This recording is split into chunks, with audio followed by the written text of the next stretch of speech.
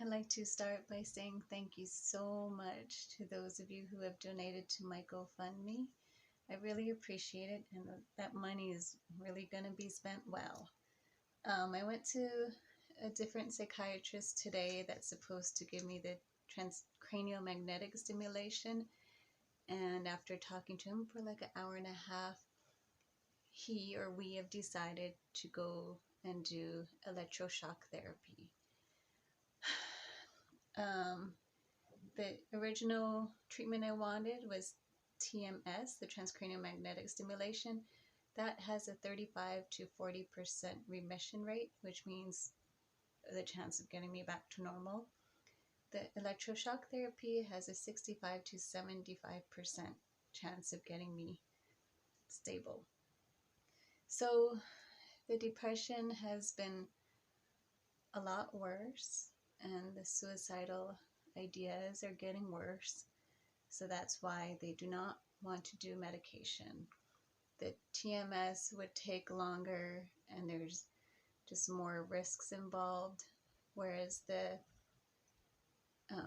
electroshock therapy, it's going to be a quicker process because it's so acute, one of the most acute cases they have, and I'd be seeing the head of psychiatry at Queen's Hospital. He'll be administering the ECT. So what that means is 3 days a week for 12 weeks to start, and it'll go on after that. 3 days a week, I go into Queen's inpatient, same day surgery kind of a thing, and I sit there and they inject me with anesthesia, so I'm completely out, and then they inject me with muscle relaxers so I can relax my body, because what they're doing is making a seizure in my brain to reset everything, but they don't want the seizure to be in my body, which makes my muscles tense and hurts. So that will be starting probably next week, and it's going to be intense. I'm going to have to miss work a lot. It's going to be 4 months to begin, 3 days a week, and it's going to take a couple hours each time, and thereafter they're going to taper off, like 2 times a week, then once a week, then maybe once a month, then 2 months. So it's going to be a good solid 6 months up to a year till I get through this. They definitely don't want to try medication, like I said. That's one of the options. And the psychiatrist, out of my 2 psychiatrists now and 1 psychologist, does not want me to go to the hospital because they'll be administering more drugs, pills for me. And it's just, my body has had a bad reaction to 3 different medications, particularly for the brain injury and depression and suicide, and that has not been working. And anaphylactic, or whatever you call it, and it's just not working.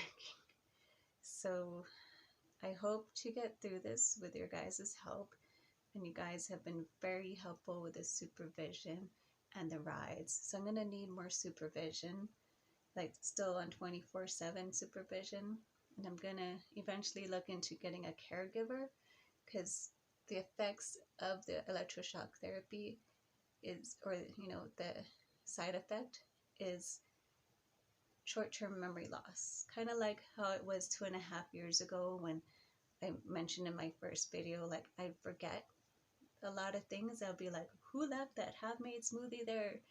And it'd just be like, oh, I don't know, but I'll clean it up. I don't remember. So I remember things that I've known before, like places and people.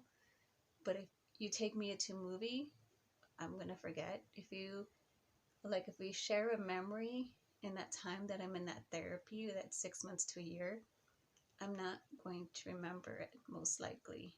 Like, I plan on taking pictures, as part of what my tool used to be in the beginning of the brain injury. I used to love taking pictures, because then I won't remember it happened, but I'll have documentation. It's like looking through someone else's photo album. You're like, oh, that looked fun.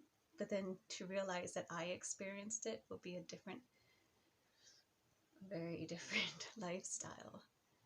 And yeah, I've been generally having a harder time at work things that brought me joy bring me frustration, which leads to depression and suicide. And those thoughts have come like a few times a week, and it's just getting worse. So that's why it's very acute, and they want me to be more proactive in getting their treatment without being in the hospital all the time.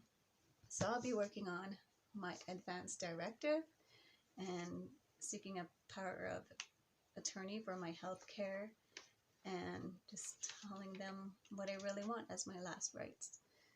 So I'm sorry I kind of stuttered over this video, but it's intense. It's a lot to deal with for me, and it's a lot to deal with for everyone around me. But I really appreciate all your love and support, and I hope to get through this on the other side soon. Thank you.